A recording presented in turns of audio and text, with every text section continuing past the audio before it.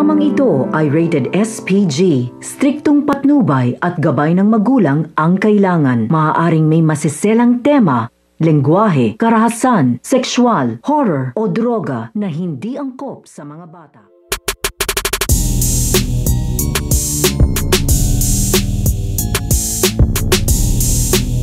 Dahil sa paglantad nito nga ni Valentina o ang babaeng ahas ay dito na nga nilalantad ngang muli ito nga babaeng lumilipad na ito nga si Darna. Dahil magkakaharap na nga dito ito nga si Valentina at ito nga si Darna. Dahil alam na nga dito nito nga ni Regina ang tungkol nga sa kanyang pagiging Valentina ay dito na nga niya ito gagamitin upang mapabaksak na nga niya ito nga daw si Darna. At habang nanggugulo nga ito nga si Valentina ay hindi naman ito mabibigo ito nga si Valentina sa kanyang plano na panggugulo nga dito nga sa isang lugar upang mapalabas nga niya dito ito nga si Darna. At sa paglabas nga nito nga ni Darna ay magkakaharap na nga dito ito nga si Darna at ito nga si Valentina. So pakakaabangan nga natin dito kung ano nga ba ang mangyayari dito nga sa pagkikita nito nga ni Darna at ito nga si Valentina. Iyan ang ating mga pakakatutukan at pakakaabangan dito nga lang sa Darna.